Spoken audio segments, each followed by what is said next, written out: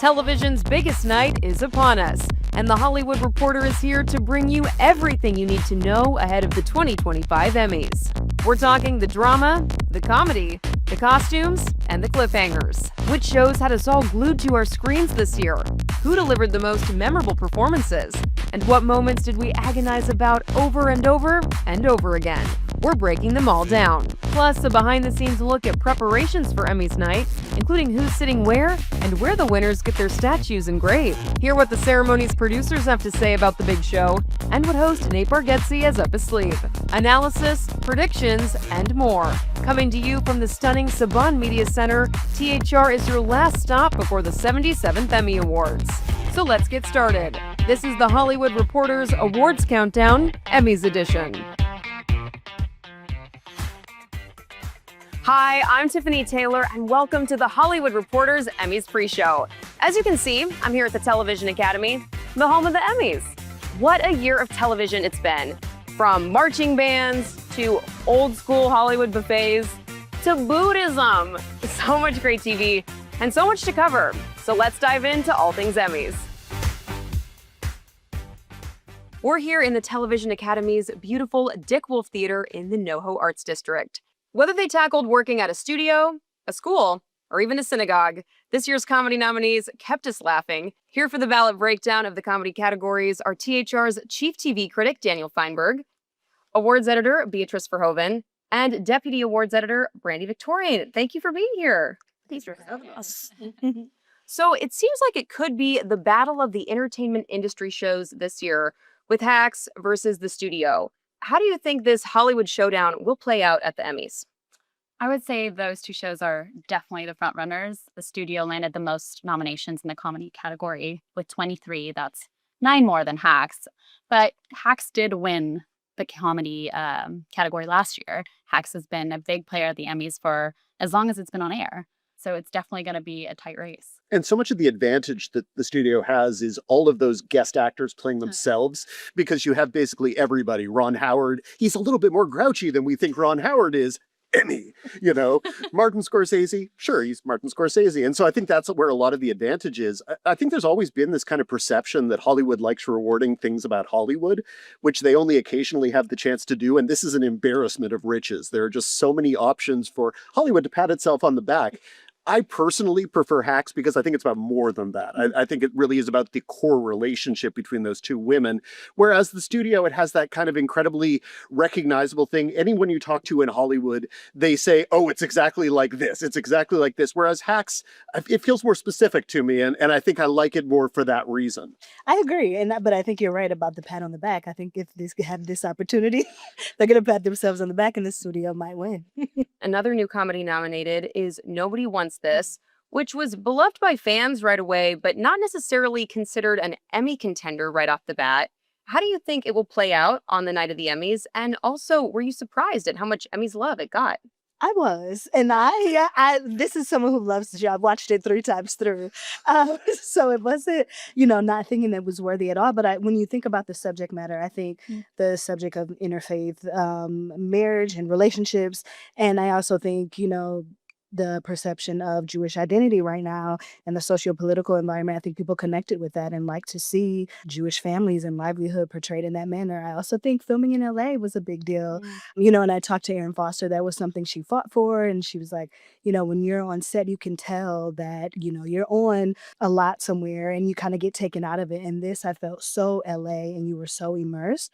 And I think, voters gravitated toward that. So I think it's well-deserved. That's the thing. It's almost like the next best thing. If we can't have a Hollywood show that's about Hollywood, let's at least do one that films in Los Angeles, where we can keep pointing at all the locations going, well, I know that. I had a drink there. And Shrinking has a lot of the same thing going to it for it, where it's also a very LA show, even if it's not a Hollywood show. When I watched Nobody Wants This, I never at any point thought it's going to be an Emmy show, because it's a cute little rom-com, and that's just not the kind of thing that voters tend to like. But I guess if something resonates with you deeply, it doesn't necessarily matter what it is genre-wise. But going off like the cute little rom-com, right? Sometimes we want that. And also Adam Brody, Yeah. Millennials, come on. Like, even Kristen Bell, and the show got a lot of other awards recognition, SAG Award, Critics' Choice, I believe a Golden Globe. And, people just wanted something fun to watch. I think the generational thing is so important because there is so much affection that viewers have for Adam Brody because, of course, he's Seth Cohen from the OC. Everyone loves him. And Kristen Bell is Veronica Mars. And you get Seth Cohen and Kristen Bell together, and we want that to happen. And I think the fact that it was able to fulfill that kind of generational craving we had to basically pair up our two favorite TV characters and just watch them kiss for a little while, I think that you can't put a value on that. The value is lots of Emmy nominations. But no, I'm surprised because I never would have guessed when it came out that it was an award show. And honestly, I don't think Netflix could have guessed that it was an award show either. Right. Now, I want to dive into the performance categories. So starting with Best Actress in a Comedy Series, Jean Smart has won for every season of Hacks so far. So will she win again, or could it go to someone like Kristen Bell for Nobody Wants This, or Iowa Devery for The Bear? I mean, Kristen and Io, I think, would have to be campaigning a lot more than they are. I don't think that they're doing too much press now to kind of get, that attention. And I think you would need it if you're going to be a Jean Smart. That's a good point. Yeah. I mean, The Bear notoriously doesn't do any press. Yeah. So I do think that's kind of been a stoppage. I think it's a category that, for whatever reason, over the years has tended towards these juggernauts, whether it's Candice Bergen having to take her name out of contention because she won too many darn times, or Julia Louis-Dreyfus basically being almost embarrassed by the fact that she kept winning for Veep over and over and over again. And Candice Bergen and Julia Louis-Dreyfus are both fantastic.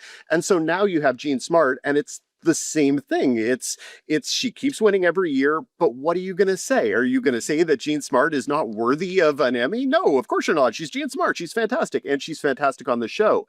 Now, my argument consistently has been since the show started that Hannah Einbinder should probably be a co-lead on that show, and she was so good in this past season that, frankly, I think she probably deserved to win in the lead category. Instead, she's off in her own category. I think it would have been a lot more interesting if you could have had this show that is kind of about this female friendship / rivalry, and then you could carry it over into the award circuit. I think that would have been delicious. But on the other hand, if you're HBO Max, honestly, you want them in separate categories so that you can win 2 Emmys as opposed to 1, hypothetically. Right. For sure. Yeah. Speaking of Hannah Einbinder for Hacks, is it finally her time to win Best Supporting Actress because she hasn't received a performance Emmy for this show yet? It should be. She's so good. And you have to go back to the beginning of the show. This was Ava's story. I don't think people remember it. The show begins with her getting canceled for a bad tweet. And then that is why she has to go work for Deborah Vance. It's her narrative. On the other hand, that gives her actually an advantage because she has the material of a lead. In contrast, someone like Liza Colon-Zayas, she had one spectacular episode in the 3rd season, which is what she's up for. But the funny part is, she kind of won the Emmy for it last year. She was nominated for the 2nd season, but the viewers had just watched the 3rd season and seen how great she was there. Are we honestly going to give her 2 Emmys for basically the same season of her performance, which is really one great episode of her performance? That's a good point. I think it was a great performance, but is it a great 2 Emmys worth performance? I would give it to Hannah Einbinder without any question, personally. Of course, the women of the studio are also amazing. Jessica Williams in Shrinking. I mean, I love Shrinking. I loved her performance. So I think it's a very stacked category. We'll see. I think this is where we're going to see the studio. I think Catherine O'Hara or Catherine Hahn. I do think it's going to one of them. Yeah, not that Hannah, it shouldn't be her time, but I don't know if they're going to let it be her time. And they're both so beloved. So honestly, that does make sense. Yeah. Moving over to lead actor, Jeremy Allen White, similar to Jean Smart, has won for every season of The Bear so far. But will Seth Rogen come in and dethrone him for the studio? I think Seth, delivered a great performance. It's very loved by exactly the people who vote for Emmys. It's a very Hollywood industry take. I don't know. I mean, I think he has a good shot.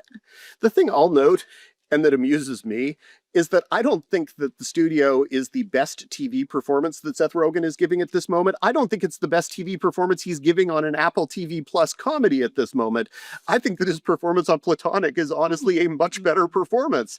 Also a good point. But I think that's the sort of side of the camera ephemera that actually probably benefits him, is that he played this studio head, bumbling studio head, all of that. And then the voters are considering it as they're also watching his Comedy with Rose Byrne, which he's hilarious in, and that it's a much different performance. And it shows that while we don't necessarily think of Seth Rogen as being the most versatile of actors, he's actually fairly versatile. And I think they want it. I mean, we did an IG Live with Seth Rogen and the costume designer Cameron Lennox, earlier. And so, to even get that moment with him, I think they want this win bad. And so I think, he's going to put his best foot forward to try to get it for sure. I do think we should also not count out Jason Segel for Shrinking. I mean, great performance. Yeah. Again, I mean, there's a reason these people are nominated, right?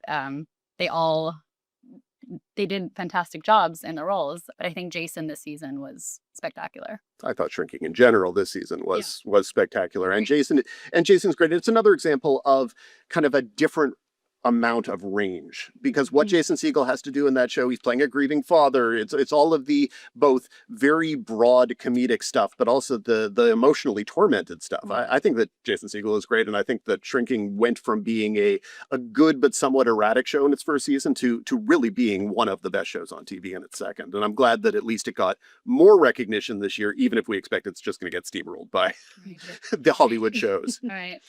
Harrison Ford received his first Emmy nomination ever for Shrinking this season for Best Supporting Actor, but he's up against Evan Moss-Backrack, who's won twice before for The Bear, as well as Ike Barinholtz from The Studio, which everybody loves his performance. So how will that play out? I'm willing to bet that if you put Ike Barinholtz on a lie detector and told him, would you be happier if Harrison Ford wins? I feel like Ike is the kind of guy who would actually tell you honestly that he would love to be there when Harrison Ford won an Emmy. Because, look, Harrison Ford is Harrison freaking Ford. And in his career as the biggest movie star in the world for 5 decades, he has never won a legitimate competitive acting award. He's never won an Oscar. He's never won a Golden Globe, if you consider those to be legitimate. He's never won a SAG award, and he's never won an Emmy. How can you resist the opportunity? And also, he's so good in Shrinking. It is the best performance he's ever given in his career. And yes, I've seen Mosquito Coast. Yes, I've seen Witness. Yes, I've seen Working Girl. It's the best performance of his career. So you have the opportunity to give a Lifetime Achievement Award, to honor a movie star, to give the best person in the category an award. How could you not take that opportunity? The producers have to be praying that that category is somewhere in the first half of the show, that Harrison Ford wins, that you get the entire auditorium giving him a standing ovation. If you can get that moment in the first half of the show, what more do you need? But not to sound like a broken record here, but The Studio, again, it was just such a big part of the cultural conversation. And Ike Barinholtz in particular, with, Sal Saperstein was everywhere. In every single outlet, Ike has been doing press nonstop. I mean, everyone loved his role. Everyone loves Ike. So I think it probably will go to Ike. Also, Paul W. Downs, his performance. Yeah. Harrison Ford. He's Harrison I know. Ford. I know. Do I need to repeat Indiana Jones and Han Solo to you? Speak to the Emmy voters. Harrison Ford. But most importantly, if Ike wins, will he thank Sal Saperstein? I mean, if Yeah. not, it would be, it would be a missed opportunity. Ike is a very self-aware guy. I think he knows what the moment requires, and I think he will provide what the moment requires if he gets the chance. Yeah. Now, we've been talking a lot about The Studio, Hacks, Shrinking, but The Bear used to be an Emmy darling. We haven't talked about The Bear as much as maybe we would have a couple years ago. Has The Bear's awards reign come to an end? I don't think it's over, but I do think the conversation about comedy versus drama that has, resurfaced very much so because of those wins. I think people now are leaning more into traditional comedy. In that sense, the sentiment towards the show certainly changed a little bit in the third, much more in the fourth. I don't think its reign is over completely. I think we might see those awards kind of come back in its final season, whether that's the fifth or more. But I don't think this might be their big year.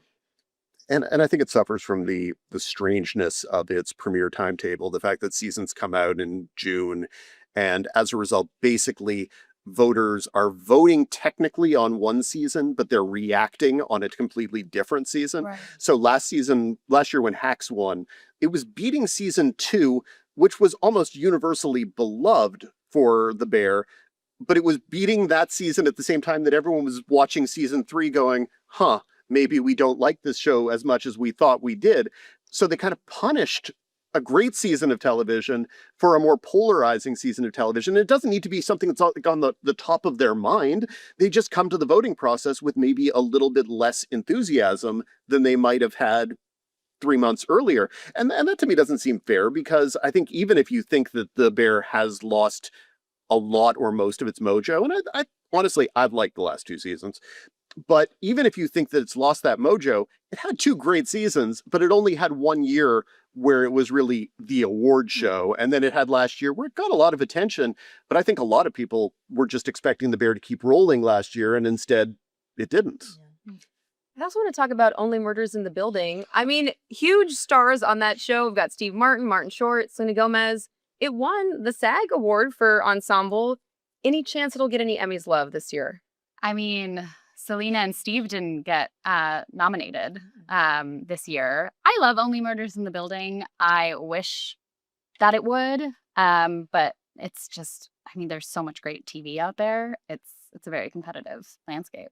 And also, I think it's come to be interpreted, rightly or wrongly, as being kind of comfort TV rather than awards TV. Even if you could absolutely make the argument that any show with that cast is going to be an award show. It is funny, though, that a show with that much star power becomes an afterthought, despite actually being one of the few shows on TV that's right on schedule every year with that new season.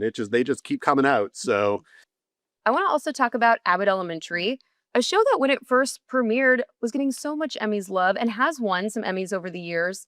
How will it do this year? Poor Abbott Elementary having to carry the banner for broadcast television almost entirely alone, unless you want to include Matlock. But still, it's remarkable that, okay, that's become kind of the designated, do we want to acknowledge the network TV exists show? And it really deserves a lot of credit for that, because it really does remain a very, very good show. It remains a very, very good show working on a broadcast schedule with a broadcast episode count, with broadcast standards and practices that therefore limit how edgy it can be. And Emmy voters like things to be edgy at this point. So I think if you put all of those things that it has to work against in its favor, and the fact that it still is as good as it is, I think it probably deserves a lot more credit than it gets. And yet I think the Emmy voters are like, yes, we're giving it credit. We're nominating it along with all of these streaming and cable shows. What more credit do you want? And a win might be that kind of credit. Yeah. There are a lot, like the studio is a newcomer show this year. Nobody wants this as a newcomer. I think that, the newcomer shows are definitely battling the shows that have been around for a while. We've talked about The Bear, Abbott Elementary, Hacks. It's definitely kind of a 50-50 split. Poor What We Do in the Shadows, the most venerable of the... Exactly. And there would have been so many years in which a show like that in its last year would have been heading towards one of those, let's show this show that we actually love it. And yet that show, unfortunately, has always been such an afterthought, which is too bad, because as we talk about, is The Bear actually a comedy or a drama, or is the studio too stressful to watch to actually be a comedy? What We Do in the Shadows is an absolutely hilarious show start to finish that has consistently delivered one almost flawless season after another. And it just doesn't come up in these conversations at all. And that seems unfair also. No, I agree, because I was a latecomer to What We Do in the Shadows, and then I watched and I was like, oh, this is great. But it's kind of one of those things when it's a cult following, like, does that translate to Emmy love in that sense? And it doesn't seem so. So to recap, the nominees for Best Comedy Series are Abbott Elementary, The Bear, Hacks, Nobody Wants This, Only Murders in the Building, Shrinking, The Studio, and What We Do in the Shadows. So Daniel, as our chief TV critic, who do you think should win? Should win. I think the second season of Shrinking was a large jump forward, and I think it's a show that really and truly does make me every single week laugh and cry. And have I mentioned how good Harrison Ford is? I can do it again. Seriously, give this man a trophy. And Beatrice and Brandy, as two of our awards editors, who would you say is the apparent frontrunner? I'm going to say The Studio. What I do you think? agree. Studio.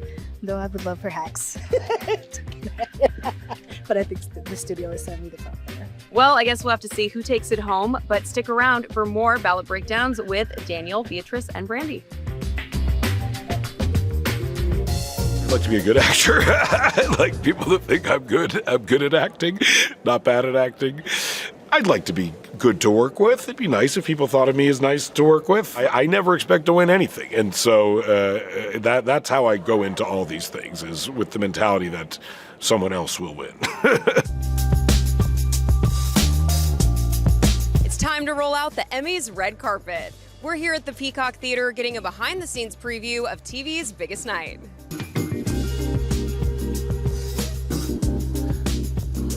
Ahead of the show, the producers and Television Academy leadership pulled back the curtain on what goes into planning the ceremony. We start actually pretty early. As soon as we know that we're on board to produce, Jesse is like, let's get in the war room.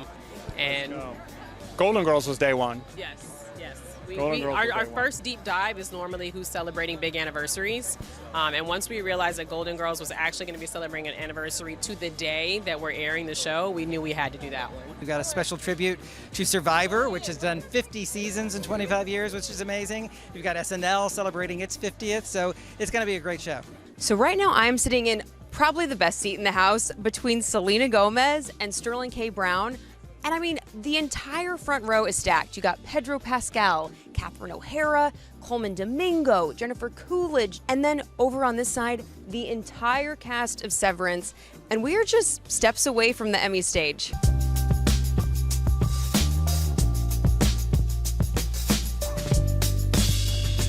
Speaking of stars, superstar stand-up comic and this year's Emmys host, Nate Bargatze, was on hand to share how he's preparing for the show. I was able to talk to Jimmy Kimmel, and he was wonderful. I mean, he really gave me a lot of information and a lot of just like, here's stuff that I've learned. He's done so many of these. Talked to Conan, Fallon, Nikki Glaser, and just, you know, I mean, a lot of it's just like, hey, be yourself and, you know, just do what you do. And it's, you know, I don't know if there's always exact advice someone could tell you what to do, but and being a stand-up, you're just kind of like, well, this is what I do, is talk in front of people. So, but it's nice to be comforting to have them be like, yeah, just be yourself. Don't veer off that. It's also worth noting that nominees and presenters get to take home a fabulous Emmy gift bag that's worth around $25,000. And after the show is the after party. Emmy winners come to the Governor's Gala to get their trophies engraved, dance the night away, and toast their wins. I know for me, with my choices, I try and do things as specific as possible so that nobody else could do that scene the way that I did it with those weird choices that I did. I can't worry anymore, because if I'm self-conscious while I'm working, I'm not doing a good job. Like I don't want to see my face. I don't want to see it back. I don't want to, you know, I don't really need that much feedback. I just want it out, and then that's it. Because for comedy, it's like you kind of have to be like, The thing that people mostly do when they want to come and talk about White Lotus is talk about what happened to them when they were watching it. So they want to talk about how they had watch parties, or they dressed up as the characters, or some of the themes, you know, some of the sayings became kind of memes in their office. And when they want to talk to me about me, I think what they mostly say is, I thought I was going to hate you. And that they began to empathize and they began to feel for me. Devastatingly, I know a principal like that. Some people come up to me and they're like, oh man, I wish I could party like you on the studio. And I was like, me too. And they'd be like, whoa, you don't party like that? And I was like, no, man, I'm pretty boring these days. You know, I've gone to some meetings around town since the show came out. And it's always kind of the person who's walking me to the meeting who's like, I just have to say, the studio was a documentary and it was about me. It's 3 words. Thanks, Pat Remick. That's all I want you to put in there. People within the industry seem to really appreciate how realistic the show is, and even though it is heightened in some ways, I think it is also kind of capturing like an essential truth about the industry that we all work in. And people not in the industry think it's just like an insane, completely exaggerated look at what Hollywood is, which it isn't. They just kind of back up for me a little. I really like you and Severance. You're really good. Have you finished Cold Harbor? No. I guess there's a lot of like, why did Mark make that choice at the end of season 2?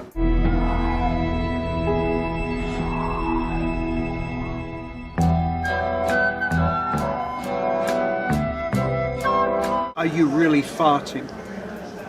Or is it a sound effect? I've had a lot of people say, you really look like you're in real pain when you're playing Jimmy. And I think that that's a compliment. They ask me if Jean is so cool, and I say, yeah, she is as cool as you hope. People have been very tickled by Dance Mom, and they always come up to me with sparkly eyes and a smile, wondering. I think they're wondering if any part of Dance Mom actually lives in me, the person. I don't think she does. And I would say from Sinatra, they enjoy coming up to tell me how much they hate me or how scared they are of me. Also with a smile, but very different feedback. The most gratifying feedback has come from the medical community. They were kind of the first audience we were trying to win over, and in our efforts to be the most authentic medical drama on TV, I feel like that validation was most appreciated. My mom loves you. My aunt loves you. I think a lot of tired old working women really love Dana. I am so grateful that there's a mixed reaction to her because I think she is so socially inept, and I think that can be played for laughs in some shows, or to be like, oh, she's so quirky. Characters don't like her, but the audience does. I think actually it's not the truth of what it is to be lonely and to be socially inept and to have been isolated for your childhood. And so I'm really grateful that people are going, why is she like that? Who does Tim listen to? Well, he's an alpha male when he gets there. He's what Tom Wolfe called the big swinging dick of Wall Street. He's the big swinging dick of Durham, North Carolina. So I think he listens to annoying guitar bands that kind of drive you because he's about crushing and beating other people. And when he leaves, I think he's listening to some of that plinky plonky massage music that you get when you pay too much money. I mean, probably Beyonce, probably maybe Doja, and who else would she like? I think she likes all the big pop stars, a Lady Gaga, whoever the big DJ is in Cabo or Ibiza, you know what I mean? That type of thing. Death metal, old rock, 100%. Oldies, old rock. Yeah, like Enter the Sandman, yeah. Sabbath. Yeah, Black Sabbath for sure. I think any Mark likes Defiant Jazz because that's the only music he's ever heard. Oh, and the marching band. He loves that song. And my song when I sing. Yes, and Ms. Gobel's singing. Those three songs. Oh, I think Dana listens to like Neil Young. I think Dana listens to 70s rock for sure. Bob Dylan. I think he's more of a classic rock and a kind of indie rock appreciator than anything else. I have like playlists and playlists. I think she's really listening to like top 100 pop girlies. Well, we know who Dance Mom listens to, Katy Perry. She loves Charlie. I think she loves Addison and Sabrina Carpenter. I don't think Sinatra's actually, I think Sinatra needs to listen to more music. I don't think she's spending much time with music, and maybe that's one of the places she needs to go to sort of relax. What was I, rightly or wrongly, deservedly or undeservedly, would be like a nerd, but then later a more confident nerd. Hey, I guess. Good job. But in a little bit of a where there was the female version of like she's beautiful but she doesn't know it, you know. And you're a manic pixie dream boy. Yeah, I'm a manic pixie dream boy. The final countdown to the Emmys is on. And to break down all the factors that add up to TV's biggest night, here's a look at the 2025 Emmys by the numbers. The Television Academy has over 26,000 members. This year's Emmys will be held at the Peacock Theater at LA Live in Los Angeles, which seats an audience of 7,100. Saturday Night Live extended its record this year as the most nominated program ever. To date, the long-running sketch comedy series has been nominated 372 times. HBO and its streaming platform, HBO Max, earned more nominations in 2025 than any other network or streamer, with 142 nominations. This year marks the 77th Primetime Emmy Awards. Ironically, 2025 nominee Kathy Bates is the oldest performer ever nominated for Best Lead Actress in a Drama Series at age 77 for her role in Matlock. Kristen Bell, Adam Brody, Colin Farrell, Kristen Milioti, Jake Gyllenhaal, and Harrison Ford are all among the 33 performers who are first-time Emmy nominees this year. There are 31 professional peer groups of Television Academy members, including performers, directors, producers, technicians, and executives. The Apple TV Plus series Severance leads the 2025 Emmy nominations with 27 nods. Noah Wyle earned his first Emmy nomination in 26 years this year for his role in The Pitt. While Wyle received 5 Emmy nominations from 1995 to 1999 for his work on ER, it took a little over 2 decades for him to receive another nod. The Bear and the studio are tied for the most nominations for a comedy series this year with 23 nods. Adolescence actor Owen Cooper is the youngest nominee in the history of the Best Supporting Actor in a limited or anthology series or TV movie category at age 15. Bowen Yang also made history this year and became the most nominated Asian male performer when he received his 4th acting nomination for SNL. Jean Smart has won Best Lead Actress in a Comedy Series for all 3 of the previous seasons of Hacks. 2 iconic film directors, Ron Howard and Martin Scorsese, earned their first acting nominations this year for their guest appearances in the studio. And it all comes down to one night, when the Emmys air live on Sunday, September 14th at 8 p.m. Eastern, 5 p.m. Pacific on CBS, as well as stream live on Paramount Plus with Showtime. Sometimes I go into a scene not having decided anything about how I'm going to feel. I know the words, I know what the information is that we're working with, but I don't have, I haven't made a commitment to an idea that's going to stop me from just being there. The best TV performance with oneself this year by far was definitely Adam Scott's performance with himself as both his innie and outie in Severance Season 2. Adam Scott makes a great scene partner for Adam Scott. My pick for best TV twist is one that probably wasn't that much of a twist for other people who play video games, however, I don't. So I did not know in The Last of Us Season 2 that Pedro Pascal's character was gonna die. I think even people who saw it coming did not realize it was gonna happen that early. So when it happened, I was just jaw on the floor. I was shocked. The biggest TV twist of the year has to be Severance, the episode where we discover that Heliar was actually Helena the whole time. It happened at the outdoor retreat and Irving's about to kill her. And then all of a sudden she calls Milchek by Seth's name, to the shock of everyone there. The year's most unhinged meltdown probably came from Bryan Cranston in the last couple episodes of The Studio. That finale with Bryan Cranston when he's out of his mind is just genius, and you're so stressed by it. He falls backwards over a balcony and lands in the gondola, and they can't find him, and then he's in a fountain, and it goes on and on and on and on, but he you know, give him the Emmy. The death I'm still mad about is Chelsea from The White Lotus. From the onset, she was the one character that I didn't want to see killed off. And lo and behold, you know, she was the victim of this all. So I'm still angry about that. I mean, I know it's The White Lotus, someone's gonna die, like that part didn't shock me, but she was just like the sweetest, most innocent, most heartfelt character on that season, possibly in any season. If it had just been Walton Goggins' character, yeah, I mean, like, sure, but you know, he knew what he was doing. He sort of had it coming, like he got himself in that situation, but her only crime was loving Walton Goggins too much, and who among us, you know? The best kiss of the year was almost certainly from Nobody Wants This, because let's be perfectly honest, we all did want that. Adam Brody and Kristen Bell finally kiss, and we finally got to see Veronica Mars and Seth Cohen kiss, so it felt just like, you know, the perfect moment for our millennial hearts. When Noah puts down their foods and drink and he's getting ready to kiss her, it is just such a great rom-com moment. My vote for TV Mother this year, probably Patricia Arquette from Severance. I thought she was giving Mother all season. She was intense and kind of terrifying, but also you felt for her. She's kind of the mother of the Severance floor. I'd also throw Parker Posey. Belinda from White Lotus. Piper No was just sort of broke through the pop culture sphere. My pick for the most iconic dance sequence on television this year is definitely for Milchek on Severance. And I loved his character. He was my favorite to watch.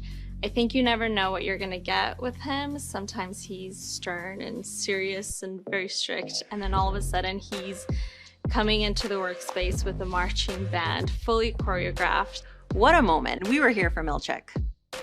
My pick for TV Daddy of the Year, this is an obvious one I feel like, but Noah Wyle in The Pitt. He is both dad and daddy, I think, because, on one hand he's dad because he's like that, responsible, caring person that you completely trust to come in and take charge of things. And on the other hand, he's daddy because he's Noah Wyle and he looks like Noah Wyle. Hank Hill, so glad to see him back. Just a guy that, has tools all set up in his garage, and that's all he wants to do is, do things the right way. That's a daddy to me. Definitely Sterling K. Brown in Paradise. He's so protective of his kids. He wants to do anything to go out and find his wife. Cassian Andor on Andor. Diego Luna gives such an incredible performance. It's like a complex, thoughtful, morally ambiguous character, and yet he didn't get an Emmy nomination. I don't know how that makes sense. Who's the best TV daddy? That would be Deborah Vance on Hacks. No explanation needed. Pedro Pascal. I mean, he really is just daddy, isn't he? The most dramatic monologue of the year comes from Disney Plus's Andor, Mon Mothma's address to the Senate, wherein she talks about genocide and how the Empire has taken over truth and how without truth, nothing holds the galaxy together. I guess it kind of felt like it was speaking to us on a lot of very, very 2025 levels. Her speech is so inspiring because obviously it's a speech about witnessing the rise of fascism and what you can do to stop it and how ordinary people should stop it. But it's also happening as the danger that is shiver-inducing. The TV moment that gave us the most feels is a scene from Somebody Somewhere, which is where Sam, played by Bridget Everett, is helping Brad, played by Tim Bagley, perform a song that they have written together for Brad's boyfriend, Joel, played by Jeff Heller. And it's just this really lovely, beautiful moment full of so much tenderness and vulnerability. I was just melting throughout the whole thing. When Deborah Vance chose Ava over her late night show on Hacks, I was bawling and crying. Noah Wyle on The Pitt at the very end of the day when he is just finally breaking down, he sheds his tears and he bends over, he's letting it all out. Most committed method actor on TV this year was Nathan Fielder, the guy who learned how to fly a 737 jet. He studied airline accident reports. He created an entire airport. He lived Sully's life. Nobody else is going to these lengths to understand the mind of a pilot. It's a very strange thing. I couldn't tell you why he does it. All I can tell you is for 30 minutes, I sat with my jaw dropped and there was not a second that I could have predicted. And sometimes that's a wonderful thing to experience. Most dramatic finale has to be the moment where Adam Scott decides to pick Helly instead of his wife. And it's the barefoot running for me. It's the barefoot running through the corridors when they grab each other's hand. It's so stressful, but it's so beautiful at the same time. There's a question whether Britt is being Helly or Helena. I'm trusting that she is. I want her to be. And so my trust is in her. My trust is in the true love. Whether it's debating if Ross and Rachel were really on a break, trying to make sense of Marge Simpson's blue hair, or remembering Coach Taylor's wise words, clear eyes, full hearts, can't lose. TV characters often stir something within us. Some of TV's most memorable characters have come as couples, as well as iconic moms and dads. Let's take a look at some of our faves. Favorite TV couple? Favorite TV couple? Oh, God. Sam and Diane. Oh, love them. The best. Probably Marshall and Lily from How I Met Your Mother. I'm gonna say Martin and Gina. They just stick out to me. Splatter! Lucy and Desi just came to mind, but also, George and Gracie were great, and Yogi Bear and Boo Boo. No, I'm they're just so kidding. good. Oh, Ben and Leslie. I know, they're cute. That's true. Parades and your butt. There you the go. two vices. Whoa, what are you doing? Carmela and Tony Soprano. Actually, I know who it is. It's Donna and Josh from The West Wing. The great unconsummated love story of all time in maybe the best TV series of all time. If we can't get it together in that time to figure out what we want from each other, then clearly it's not worth the trouble. Mary Richards and Lou on the Mary Tyler Moore Show is one of my all-time favorite TV dynamics. I'm going to also go for a non-romantic couple, which is Daria and Jane from Daria. Hi, I'm Daria. go to hell. Christopher McDonald and Gene Smart on Hacks. I kind of like them. Married with Children. I mean, Peg and Al, like, come on. They're my favorite. Look, Al, you're a Cancer. Right back at you. The parents from Bluey are really doing it. Marge and Homer. Gotta go Lois and Peter. Lois Griffin and Peter Griffin. Favorite TV dad? There's been some great ones. Mike Brady, The Brady Bunch. Robert Reed was a great TV dad. He was kind of stern, but fair. Michael Gross's character on Family Ties. He seemed like just the greatest dad on Family Ties to me. Tony Soprano. I feel like it's an easy answer, but yeah, and definitely not a role model, but favorite TV dad to watch. Are you in the mafia? Am I in the what? Probably Jimmy from Shrinking. Sandy Cohn's great dad. Those eyebrows, whoa. TV mom. I feel like a lot of people don't appreciate this one, but Harriet Winslow. I loved Marion Ross as my mother figure. I'm a Connie Britton in Friday Night Lights. Partridge Family, Shirley Jones is Shirley Partridge. She was a cool mom. Carrie Coon's character in The Leftovers. Yeah, I mean, she's just going through it. Mine is probably Lucille Ball. Oh, sure. Probably Samantha. Why not have a mom as a witch? Well, Tabitha, wish me luck. Maybe Marge Simpson? Honestly, Marge Simpson. Oh my God. I don't have a good TV mom or dad, but I do have a good guardian. It's iCarly. Remember the brother Spencer? I wish I just had a brother who was just like crazy. Well, this last season of Love Island, I felt like Alandria was a really good TV mom. You're not gonna know what I'm saying. The next few things I'm saying, you're not gonna know. It's fine. This year's limited or anthology series nominees tackled some serious topics and even resulted in some real-world headlines. Here for the ballot breakdown of the limited or anthology series categories are, once again, Daniel, Beatrice, and Brandy. Thank you for being here.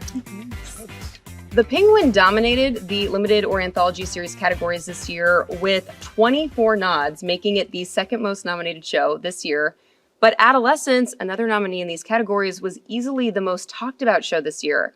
How do we think that might play out in the Best Actor in a limited or anthology series category, where we have Colin Farrell and Stephen Graham? Colin has been dominating the awards circuit.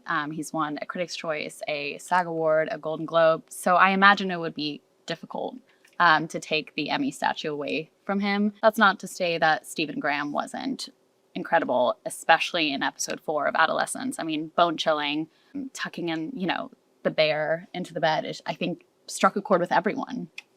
That's who, everyone I've spoken to, Brian Tyree Henry, who's even nominated in the category, said he's told Stephen Graham repeatedly, like, I can't wait to lose to you.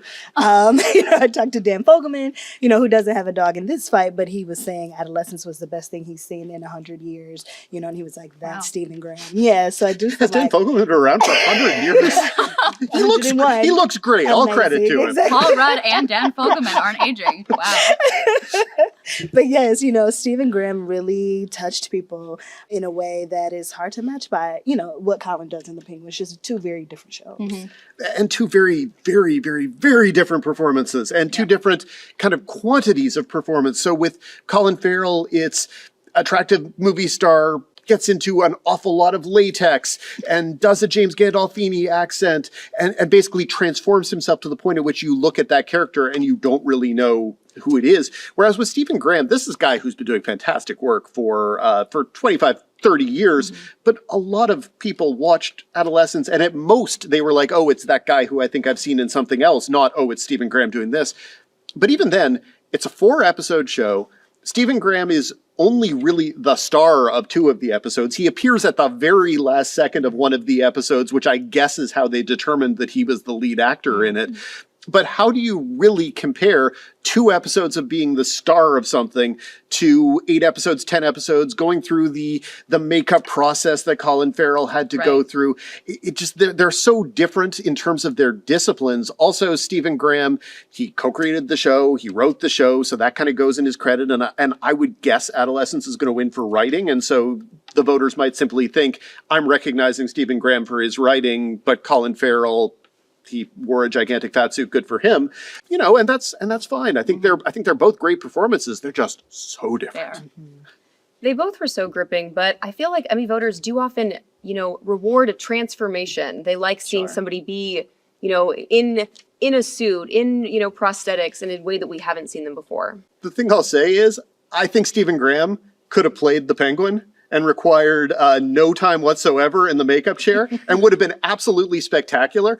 But I would also say that Colin Farrell could have played the lead in Adolescence, also with no makeup, and been really great also. So it's tough to necessarily know what's being rewarded, but Colin Farrell's probably going to win. For Adolescence, Owen Cooper is nominated for Best Supporting Actor, making him one of the youngest Emmy nominees ever. Is this his award to lose? He is the youngest supporting actor nominee ever. Yes, and he's very unbothered by it all.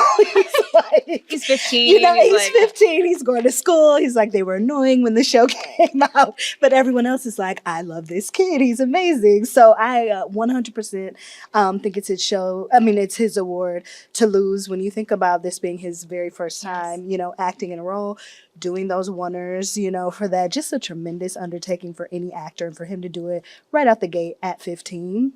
I think that's going to be rewarded. And I spoke to Stephen Graham and Jack Thorne, and they called it pure alchemy, his performance. Like Brandy said, he'd never acted before. So he came in, it was an audition, they were floored, and he just immersed himself into this role. And especially episode 3, they actually started with episode 3 to kind of help him acclimate. And it was the most shocking, intense episode, and he said he wouldn't even do that in rehearsal. So he, he waited until they were on set and gave that performance. And just what we saw is, I mean, from again someone who's never acted before and a 15-year-old is pretty incredible. That's one of those things where you just have to marvel at the casting directors because that's a thing where this show just would not work if you made a mistake there. If you got someone who could have 50% of that range, the show just would not hit in anywhere near the same way, because that first episode where he's lost and you don't know and there's the mystery of what he did or didn't do, and he's a little boy in that episode. And then the third episode with Aaron Doherty, who also completely deserves to win the supporting category despite being in one episode. Just those two actors going head to head, and the mind games, and doing it in the oneer format as well, and doing it in the oneer format when you've never acted before, that I got to take my hat off. And just bouncing between two people for 45 minutes. Like you have to have a good acting performance in that. Otherwise the audience would be bored. I also want to talk about Monsters, though. The Lyle and Eric Menendez story, I mean, really brought the Menendez brothers back into the headlines. A huge hot topic when the show was on air. Will it get any Emmys love? I feel like the nomination might be as far as the love goes for Monsters. When the series first came out, I mean, it received quite a bit of critique, actually, and people thought it was very sensationalized. I think a lot of the attention now has come about because of the advocacy for Eric and Lyle. People's opinions have changed a little bit about the series, and it has been great to see the actor nominations, across the board for Javier and Chloe and Cooper Koch, of course. Nothing for Nicholas Alexander Chavez, which I do think is a shame, but I do feel like the nomination love might be as far as it goes for this one. I also want to talk about Best Actress in a Limited Series. Kristen Milioti has had an amazing awards run so far, really taking home multiple trophies for this performance. Will she win the Emmy, or could it be Michelle Williams for Dying for Sex? I mean, I would bet on Kristen. I love Kristen so much because she's been doing such great work for 10, 15 years, going back to being one of the redeeming parts of the end of How I Met Your Mother. And then she was great in the second season of Fargo. She's had this string of television shows that haven't exactly been popular, but in which she's been giving these interesting and diverse performances. And for all of them, she's been snubbed repeatedly by the Emmy voters. And that includes things, again, like Fargo, where everyone gets nominated for Fargo and didn't happen. And so the fact that they noticed that in this show that was sold initially on Colin Farrell in latex, being the villain, all of that she just stole that show out from under him, and she ends up being the funniest part of the show, the scariest part of the show, everything. I would love to see her get the recognition that she's probably deserved 3 or 4 times leading up to this. I do think Michelle Williams was incredible, though, in Dying for Sex, and she did win this award in 2019. So I definitely think if it is a race, it is between those two. And she's great. Who's going to say Michelle Williams isn't great in anything? She's fantastic. I just don't know this is her year. Jenny Slate, to me, ended up being kind of the standout in that show. Like, at the end of the show, when you end up shattered, I ended up shattered by Jenny Slate. And she also made me laugh every time I laughed at the show. So if she were to win, I suspect Aaron Doherty's going to win in that category. But Jenny Slate, that is sort of one of those redefining how you think you look at a performances. And seeing what she was able to do in that role, I give her a lot of credit also. Daniel, I have to agree with you about Kristen, though. I feel like she is just mesmerizing in The Penguin. And also, you could even say she truly is mother in that role, you know? She was the mother in How I Met Your Mother. Maybe not my best joke. But as always, the jokes you explain are the jokes that get funnier each time. I appreciate you saying that. Thank you so much. Oh, she's great, and she's also. Have you guys talked to her? I talked to her back in the early days, and she's so sweet.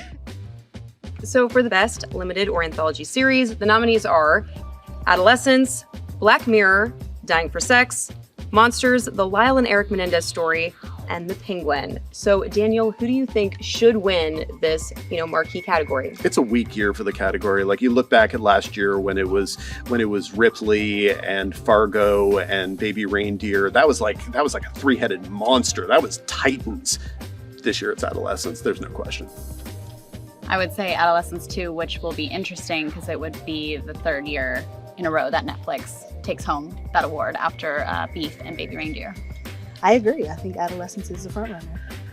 Well, we will see who takes it home during the Emmys, but don't go anywhere because coming up, we are diving in one last time for the ballot breakdown of the highly anticipated drama series categories. Don't go anywhere. I often felt like I was playing a version of a girl of someone's dreams or something, that there were things that didn't feel necessarily like my life experience, which is fine.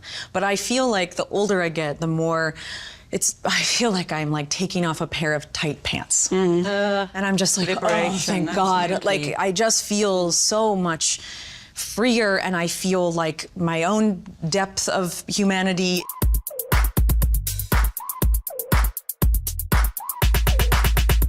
When it comes to unforgettable TV, costumes do more than just dress the part, they tell a story.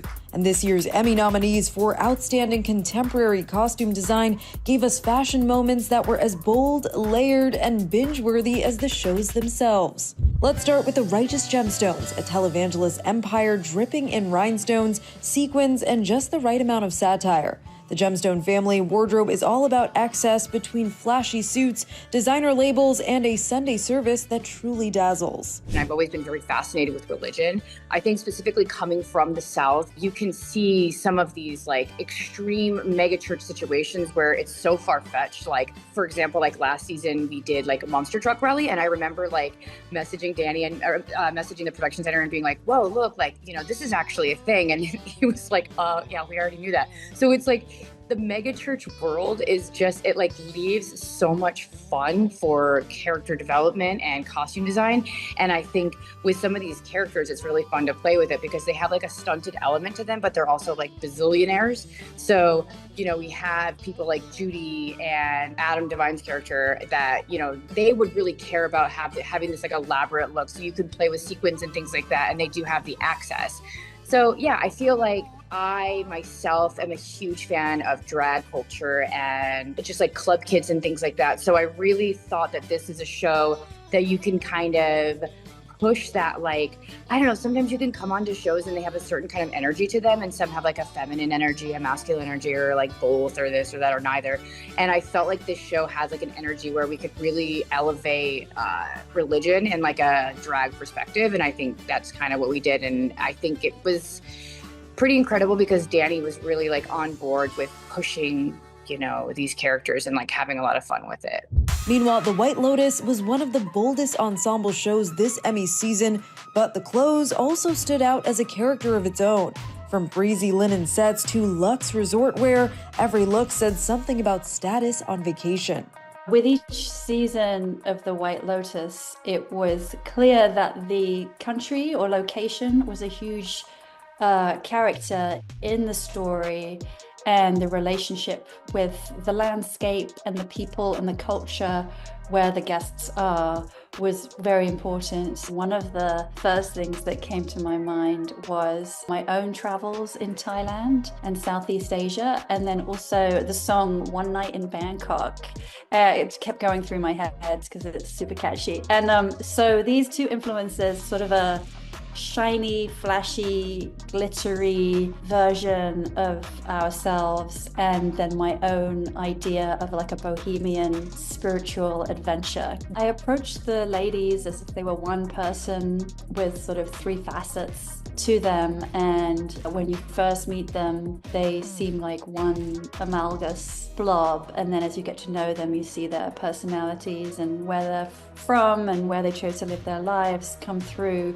But the idea really was that they are dressing for each other, trying to impress each other, and also a little bit for show, that they're wearing masks and that the masks start to come off. And, you know, particularly the case sometimes with American Girlfriends is that there's a lot of fronting going on. So their guard gets let down, and you see that Laurie's falling apart and Jacqueline's not happy, and so that starts to prevail in the outfits.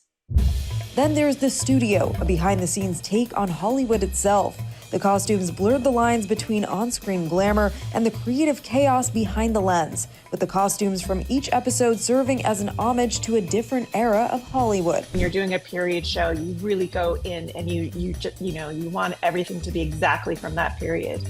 And this one, we just incorporated all of it. We did, 30s suiting, some 40s in there, a lot of 70s, a little 80s, a lot of 90s. We just tried to kind of weave all of the eras of Hollywood filmmaking into it, just to show the love that we have for all of it. My favorite story is when Ron Howard came in, we did ask him to bring his hats, his signature Imagine hats, and he brought a little duffel bag of the different hats that he has. So it's like Imagine Docs, Imagine Creative, a charity that he works with, and he showed us all the hats, which that's exactly what we wanted. But he's like, well, maybe I could wear a different hat for different scenes, but it's all one costume that he wears. It's like one day. So that would be a totally different farce if you were changing his hats every single time we see him. Meanwhile, Emily in Paris brought us Parisian couture like no other. Love it or hate it, Emily's bold looks, clashing prints, and over-the-top everything is another character in itself. With each season, viewers have watched Emily immerse and find comfort in the Parisian way of life, and this season, that was reflected more than ever in her fashion, with her signature Emily twist, of course. I remember the black and white masquerade ball that Truman Capote was throwing in 1967, I think, or around the end of 60s. So it was a good way to have this French and American culture goes well together. So black and white, I thought it was a nice idea. It was very graphic instead of having a lot of colors for once in the show. So we get in touch with Aris, and he was part of the project. He was very enthusiastic, and he did a couple of regarding the mood board I sent to him. He did a couple of drawing sketches, and Lily and I decide on the most outrageous one, obviously. So yes, it was a nice collaboration. It's the kind of moment that you are happy to collaborate with the fashion designer, because they all know that I have a deep admiration for their job. So it was nice. And finally, hacks. Deborah Vance's wardrobe serves old Hollywood glamour 1 minute, sharp power suits the next, and always reminding us that she runs the show. Put her next to Ava's laid-back style, the contrast makes for the perfectly imperfect but brilliant pair. So whether it's satirical sparkle, Hollywood power dressing, or Parisian couture, these nominees prove that in TV, the costumes are about more than just clothes. In the end, the Emmy went to the studio, but every designer this year delivered looks we'll be talking about long after the ceremony is over. He's one of the most in-demand comedians of the moment and the top-earning stand-up comic of 2024. I'm talking about Nate Bargatze, your 2025 Emmys host. THR recently spoke to him all about why he wanted the big gig and his mindset going into the ceremony. Take a look. Why do I want to host the Emmys? I always kind of like had a fantasy of getting to host an award show. I like the idea of like just getting to move it along and coming up with some fun stuff and try to take control of that night and keep it on track the best you can. Yeah, it's something that I've always wanted to do, and so I was very excited and flattered that you even got asked. All right, what's scarier, hosting SNL or the Emmys? I would say Emmys because the audience is not real people. When it's a real audience, regular people, you're like, all right. And then when it's, when you tell jokes to a comedy club, I think they're excited to see it and they enjoy it. Where an Emmy audience is like, you're just really in the way. It's gonna be more like when I did a show in front of an audience that didn't speak English. And they were just waiting for raffle prizes to be given away. It's exactly that, actually. The hardest and the scariest part will be those first few words out of my mouth that night, because you don't want to start off bad. It just goes brutal. And then once I can get a rapport with the audience, I think then you're a little more smooth sailing, but it will be setting up the tone, and there will be a lot of people that could be watching it that don't really know who I am. So winning them over and getting them on into my rhythm and how I talk and sound, and then from there will be hopefully, good to go. The advice I've gotten from hosting, you just trust yourself. I actually was talking to Conan about it, and he's like, you know what to do. You got this, just do it, man. You're gonna be great. It's been called ER meets 24. The Pitt is the real-time medical drama that launched into the TV zeitgeist this year and sent pulse rates everywhere soaring. In its first season, the show averaged 10 million viewers per episode and earned 13 Emmy nominations. THR spoke to the ensemble cast, led by hospital drama veteran Noah Wyle, about what makes the show stand out and when they knew it was a hit. We all have had to compartmentalize trauma and experience in order to meet the demands of the day and show up for our families and show up for our co-workers and our bosses. But that doesn't mean that stuff that goes away. And this is an examination of that and an attempt to kind of exercise it and get it out where we could all kind of hopefully heal from it. It's like exposure therapy an hour a week to try and get over our trauma, collective trauma. Hey, D, what's a good word? We're fucked. 52 in the waiting room, and it's not even 7. Every episode covers 1 hour.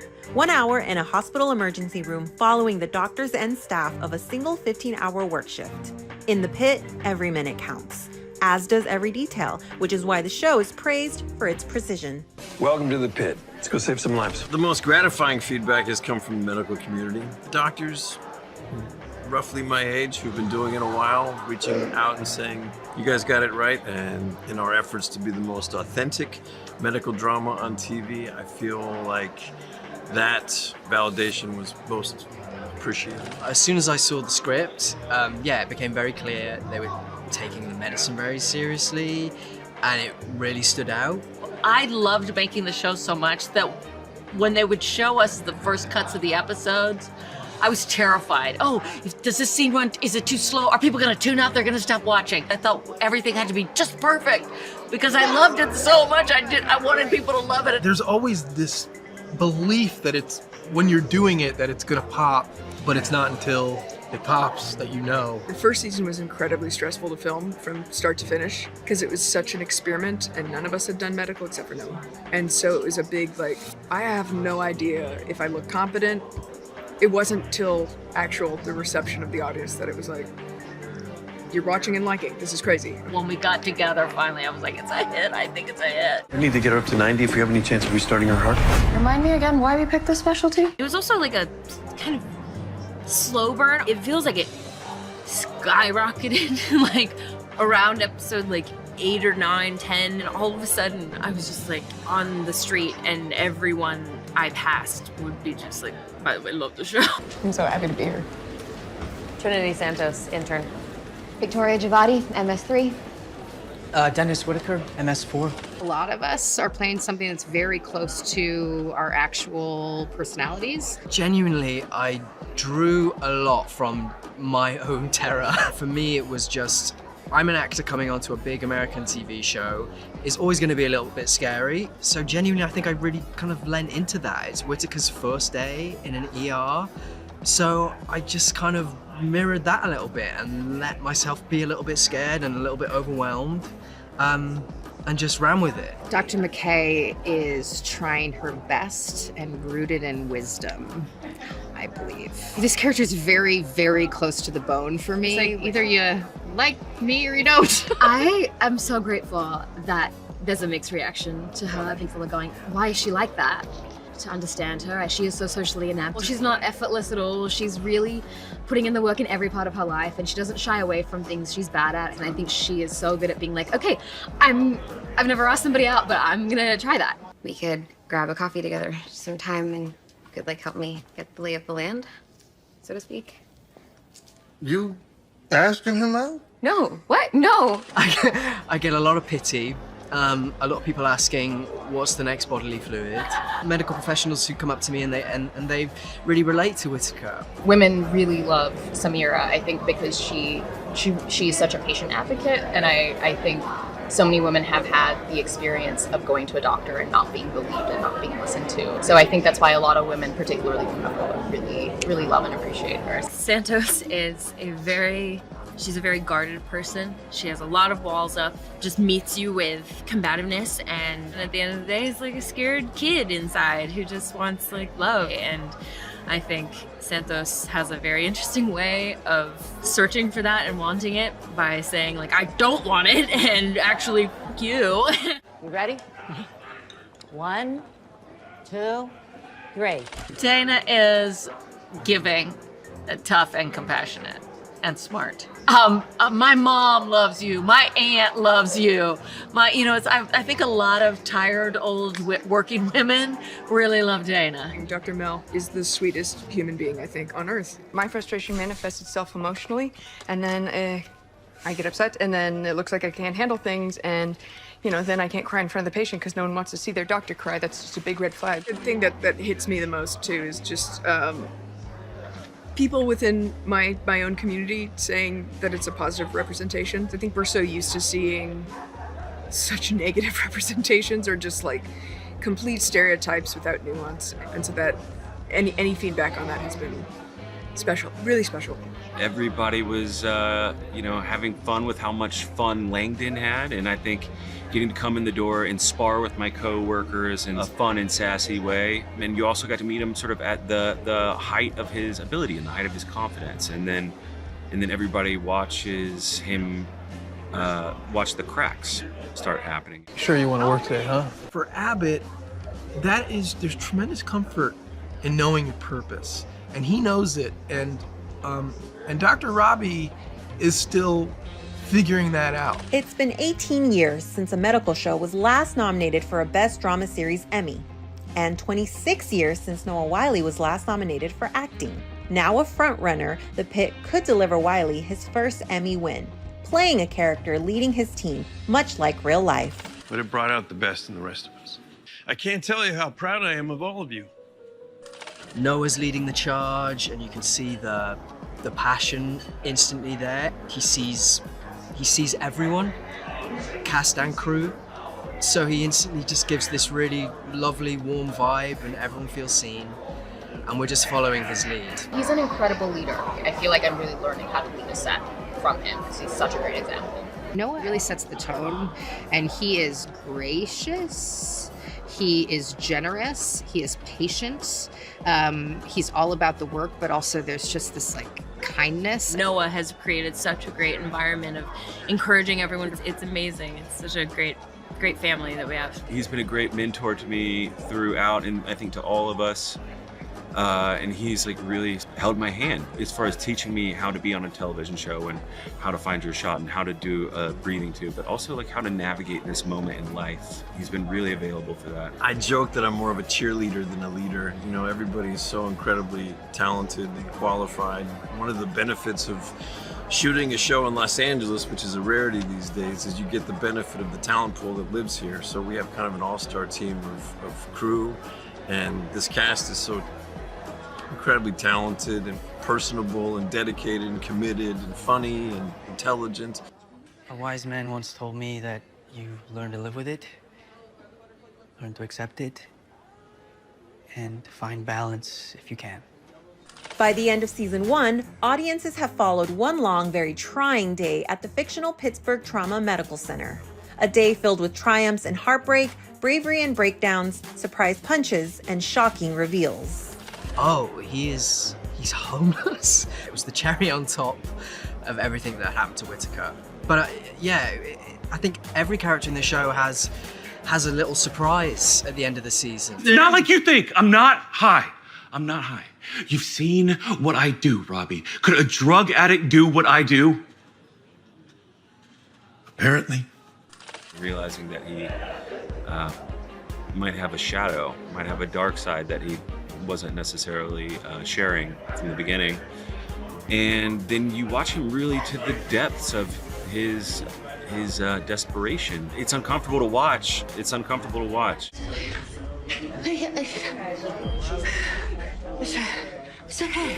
We see her come in like a bloody zombie. That was the one I was most afraid of, because you can't halfway do that. Your whole body, your whole psyche, like everything has to read like you've just been punched and you have blood all over you. But you know, acting is a little bit magic. As much preparation as you can do, it's just a little bit magic whether it works or not. So we had the magic with us on that day. This nightmare. Jesus! Gloria!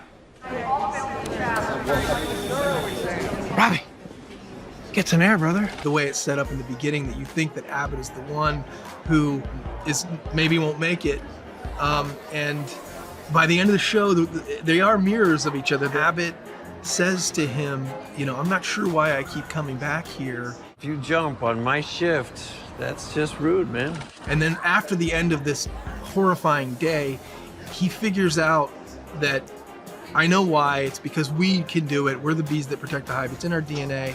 It is a beautiful role reversal, and so well drawn by our writers. The show was intended to take a look at what we've all gone through since COVID and haven't been able to really process or synthesize how much the world has changed, how much has been normalized that wasn't normal before.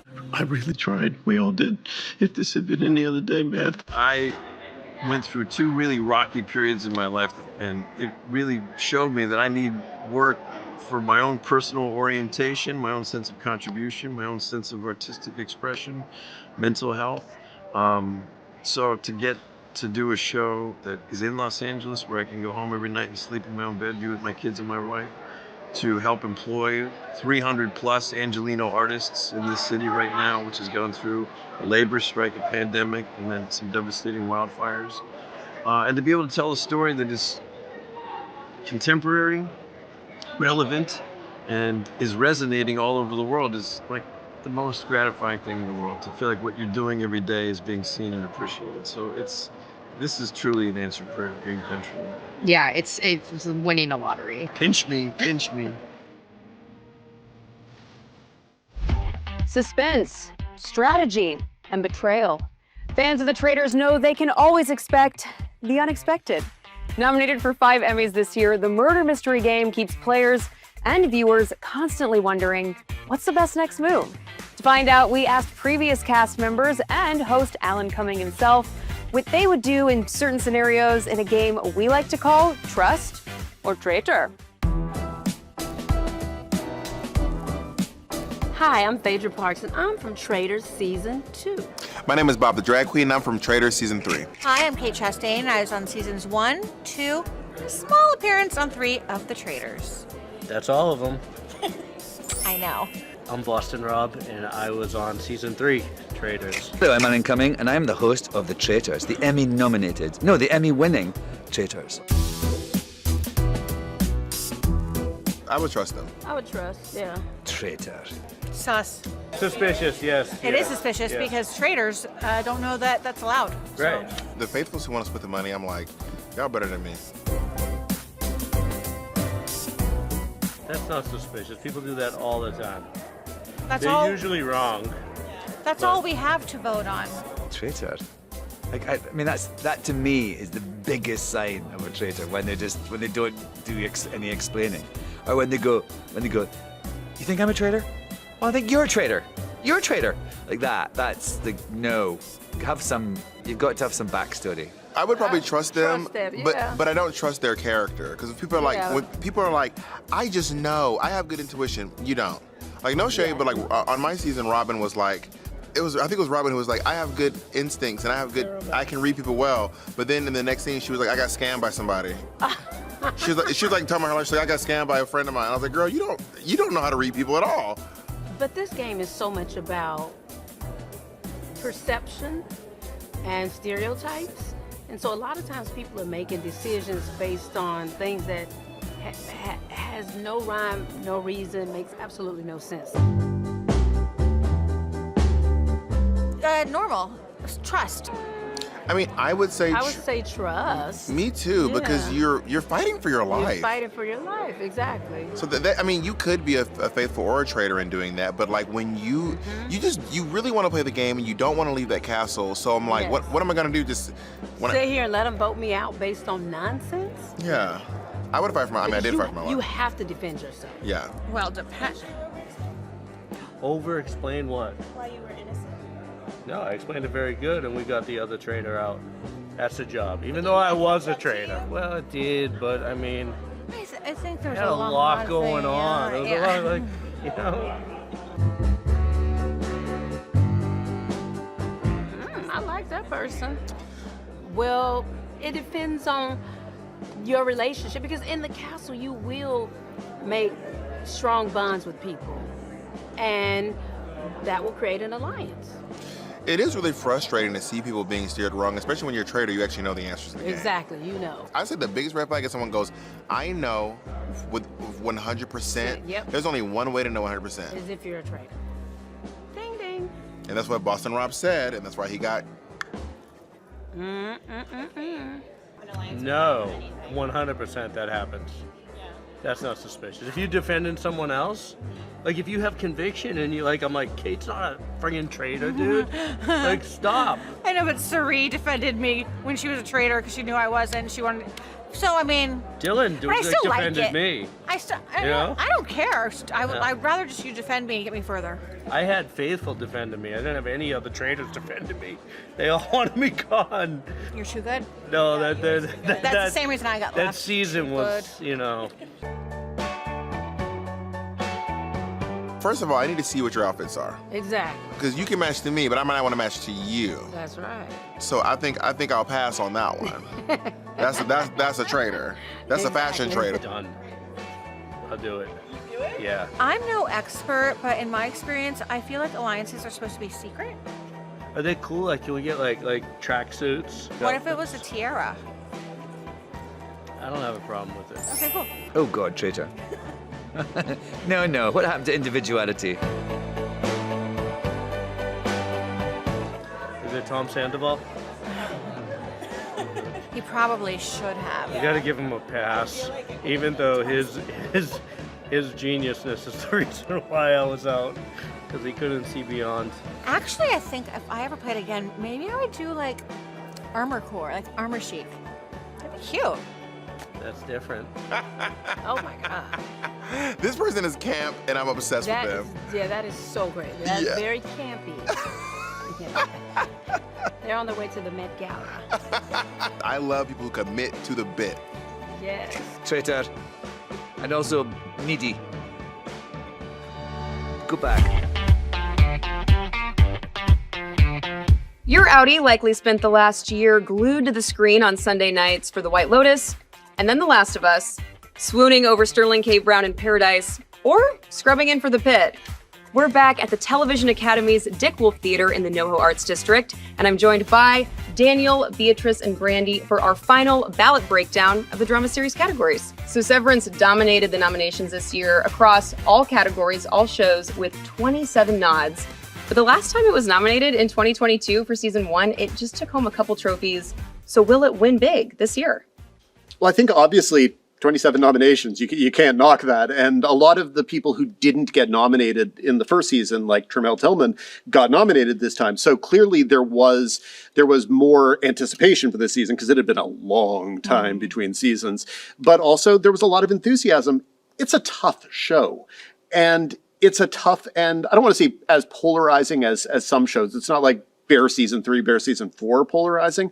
But I think it's a show that for some people, it's difficult to watch because it's very, very stressful. For other people, there's a lot of work that has to be done on the mythology. I honestly wonder if it is going to prove to be too complicated to be the big winner. At the same time, it wouldn't at all surprise me if it won acting awards or writing and directing awards that it didn't get the first time. And part of that is because the category in general feels wide open to me. And it's been a long time since the drama series category was actually competitive. Like, you look at the run of shows that have won. Succession won a bunch in a row. Game of Thrones won a bunch in a row. And in the years where those shows didn't win, there were these other narratives. There was the year that Handmaid's Tale won, where it was basically a repudiation of Donald Trump, and that's what the narrative was. And it was, let's give a drama series to a streaming show.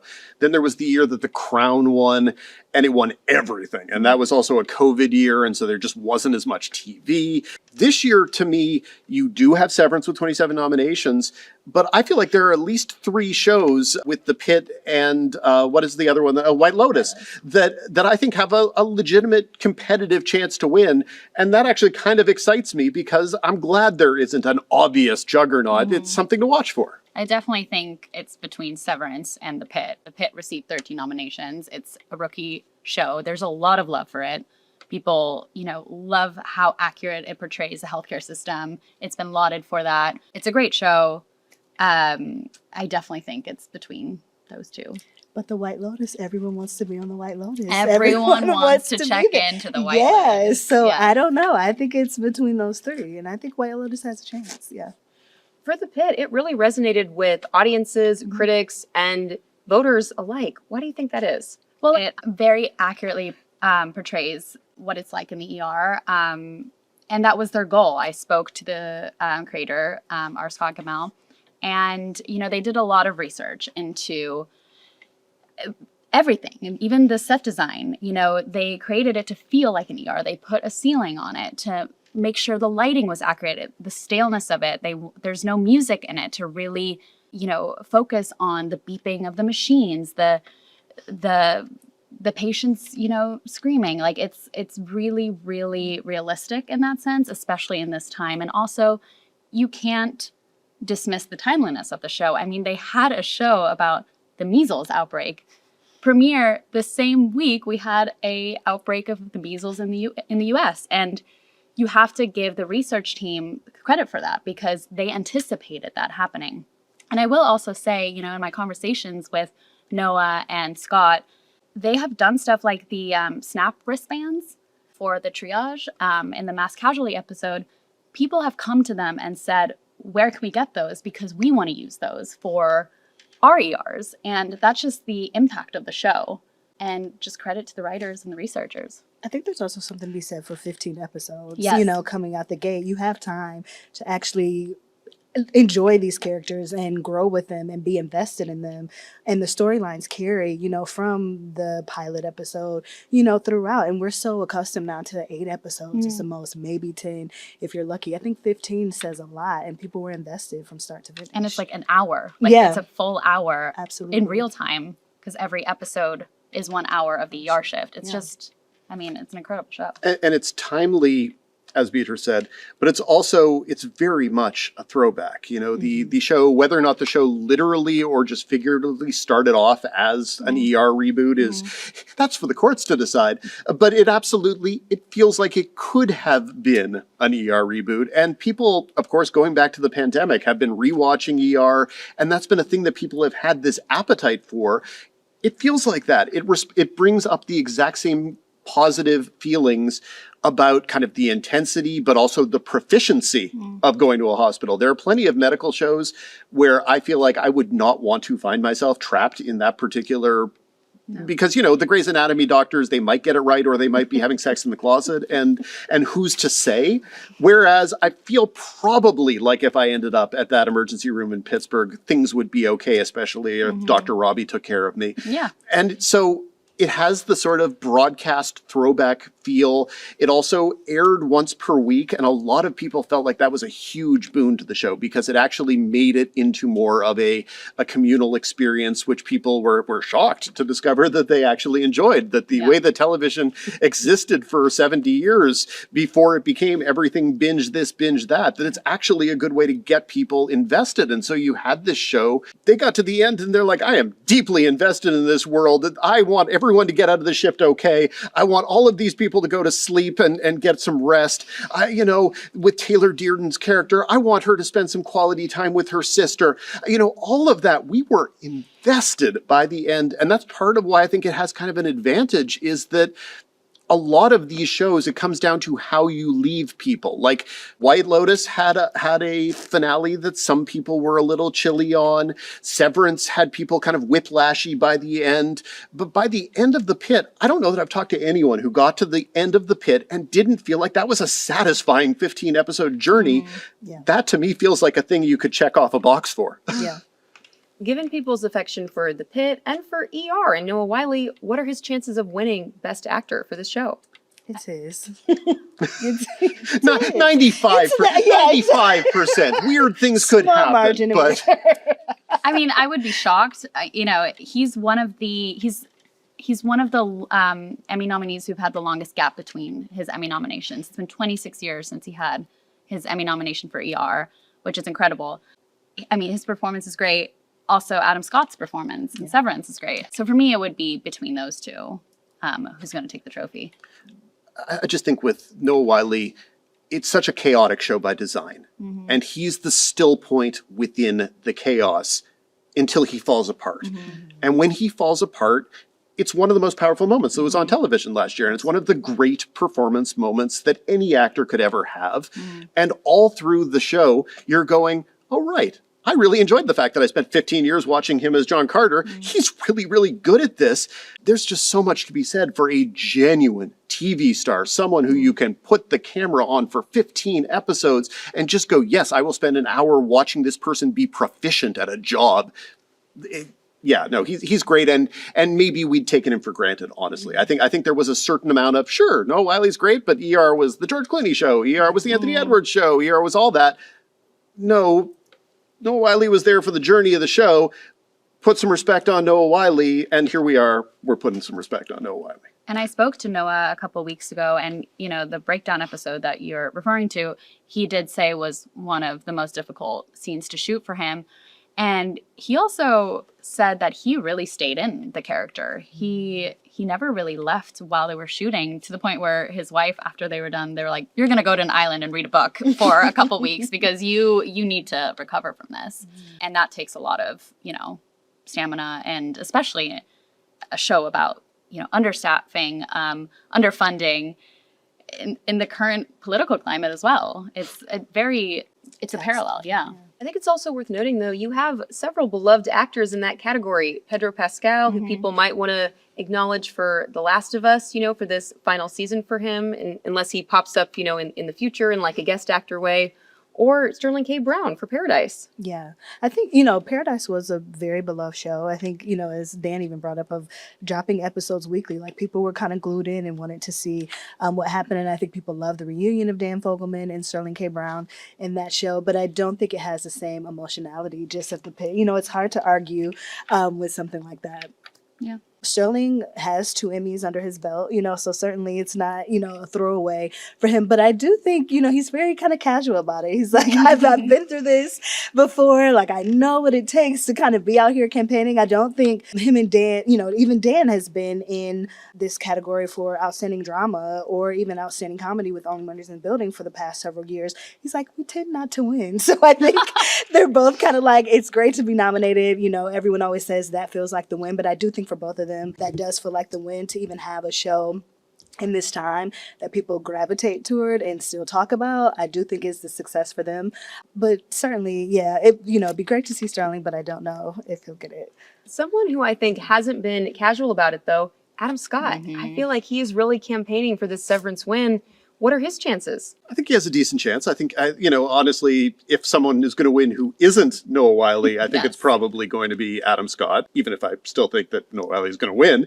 But no, it is a hard show to produce, obviously. It's a hard show to ingest, and clearly it's a hard show to perform on because you've got these interlocking performances where often the characters are either the innie or the outie, but sometimes they're the innie pretending to be the outie or vice versa. And I'm just going to keep saying innie, outie, because I know it makes Beatrice very happy.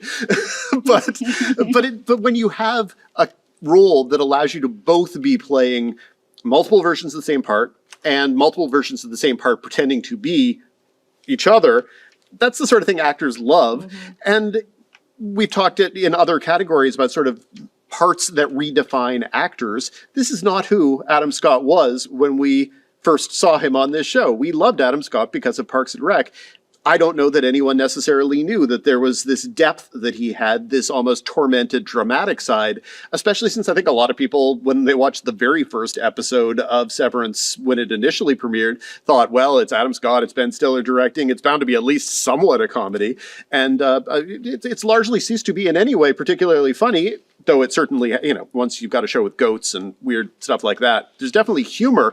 But it's a tormented worldview, and he and his torment are central to it. I mean, even just the episode with him and Deachin Lackman's character, very emotional. It's just them two for pretty much the entire episode. But even season 2 premiere, right off the bat, right? We see Adam Scott come down the elevator. He looks around. There's a bolt arm going around. He runs down a corridor, what it seems like for 20 minutes. That was shot over a 5-month period. That's extremely taxing for an actor. So he does deserve this recognition as well. Yeah, Severance had me glued to the screen this past season, honestly. I was tuning in every week and couldn't wait for the new episodes to drop. And we've been talking a lot about Severance versus The Pitt, but kind of like we said earlier, I feel like we can't discount the power of The White Lotus. It truly was the water cooler show of the year. 11 out of the 14 drama acting, supporting acting nominations went to The White Lotus and Severance. And, Jennifer Coolidge has won in the past for The White Lotus. So has Murray Bartlett. And it also did win Best Limited or Anthology Series in 2022. So it definitely is a very strong contender, always is every time it debuts. Yeah, I'll be curious to see how those supporting races play out, whether it's going to be one of those situations where there's actually going to be canceling out or how someone really decides like who the buzziest person was in each category. Is it we talked the most about Walton Goggins over the year, therefore he wins? I don't know. Or is it Trammell Tillman who is so great, and there was so much annoyance in the first season when he was not nominated and so much relief when he was nominated this time?